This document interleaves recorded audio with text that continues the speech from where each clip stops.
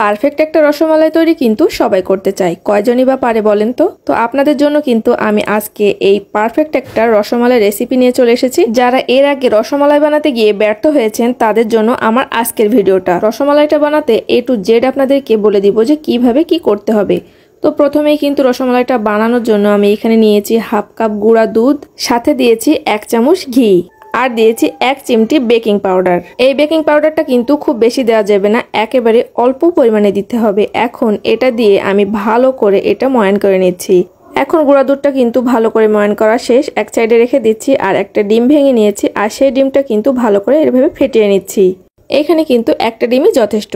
তো ডিমটা ভালো করে ফেটিয়ে নেওয়া হয়ে গিয়েছে। আর যে গুঁড়া দুধটা ময়ান করে রেখেছিলাম সেই গুঁড়া দুধটা নিয়েছি, আর এখান থেকে অল্প করে আমি এই ডিমটা দিয়ে দিলাম। ডিমের মিশ্রণটা অল্প অল্প করে দিয়ে কিন্তু ডোটা তৈরি করে নিতে হবে। ডোটা কিন্তু খুব বেশি পাতলাও না, খুব বেশি ঘনও করা যাবে না, এরকম একটা সফট ডো হবে। এখন এটা 10 মিনিটের জন্য ঢেকে রেস্টে রেখে দিচ্ছি। আর দেখেন অর্ধেকের কিন্তু একটু কম ডিম বেঁচে গিয়েছে। আপনাদের ক্ষেত্রে কিন্তু ডিমটা কম বেশি থাকতে পারে, মানে এখানে কিন্তু আমার ডিমের সাইজটা একটু বড় ছিল। 10 মিনিট পর ঢাকনাটা উঠিয়ে নিচ্ছি। এখন 2 হাতের তালুতে ঘি মাখিয়ে নিয়েছি। এখন এই ডো থেকে অল্প করে করে নিয়ে এরকম 2 হাত দিয়ে এরকম ছোট বল আকারে করে নিচ্ছি। এইভাবে কিন্তু আমি বাকি সবগুলোই খুব সুন্দরভাবে তৈরি করে নিয়েছি। বলগুলো যখন তৈরি করবেন তখন একটা জিনিস মাথায় রাখবেন, বলগুলোর গায়ে যেন কোনো ফাটার দাগ না থাকে, খুব মসৃণভাবে যেন এটা হয়। এই টুকিটাকি টিপসগুলো কিন্তু ফলো করলে আপনাদের রসমালাইও খুব সুন্দরভাবেই হয়ে যাবে। তো এখন রসমালাই তৈরি করার জন্য কিন্তু আমি চুলাতে চলে এসেছি। আর প্রায় এখানে 800 গ্রামের মতো দুধ নিয়েছি। তো তারপরে কিন্তু এখানে 2টা এলাচ দিয়েছি হাফ কাপ চিনি। যখন এটা একটু বলক উঠে এসেছে তখনই কিন্তু আমি সব রসমালাইয়ের বলগুলো দিয়ে দিলাম। দিয়ে কিন্তু ঢাকা দিয়ে রাখছি প্রায় 15 মিনিট।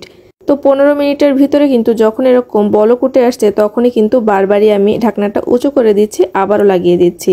তো এই কাজটা কিন্তু আমি বারবারই করছি, মানে যখনই বলক উঠে আসছে তখনই কিন্তু আমি ঢাকনাটা উঁচু করে আবারও দিয়ে দিচ্ছি। তো দেখতেই পাচ্ছেন রসমালাইগুলো কত সুন্দরভাবে ফুলে উঠেছে। তো এগুলো যখন হালকা একটু চুপসে যাবে ভয় পাওয়ার কিছু নেই। তো এখানে কিন্তু শেষ পর্যায়ে আমি কিছুটা গুঁড়ো দুধ দিয়ে দিয়েছি, দিয়ে কিন্তু আবারও জাল করে নিচ্ছি। জাল করতে করতে যখন এটা একটু ঘন হয়ে এসেছে তখনই কিন্তু চুলা থেকে আমি নামিয়ে নিচ্ছি। রসমালাইয়ের মালাইটা যদি আপনারা একটু বেশি ঘন করতে চান তাহলে কিন্তু আরেকটু বেশি জ্বালিয়ে ঘন করে নেবেন। তো ঝটপট কিন্তু নরম তুলতুলে রসমালাই তৈরি হয়ে গেল। এখন এটা আপনারা ঠান্ডা ঠান্ডাও খেতে পারেন বা গরম গরমও খেতে পারেন। আমি কিন্তু এটা একটু ফ্রিজে রেখে ঠান্ডা করেই তারপরে খেয়েছি। আমার শিলাস কিচেনের পেজটা যারা ফেসবুক থেকে দেখছেন অবশ্যই কিন্তু ফলো করে পাশে থাকবেন, আর যারা ইউটিউব থেকে দেখছেন অবশ্যই কিন্তু সাবস্ক্রাইব করে পাশে থাকবেন। সবাইকে অনেক অনেক ধন্যবাদ। আবার অন্য কোনো দিন অন্য কোনো রেসিপি নিয়ে আপনাদের সাথে দেখা হবে। সেই পর্যন্ত সবাই অনেক অনেক বেশি ভালো থাকেন। আল্লাহ হাফেজ।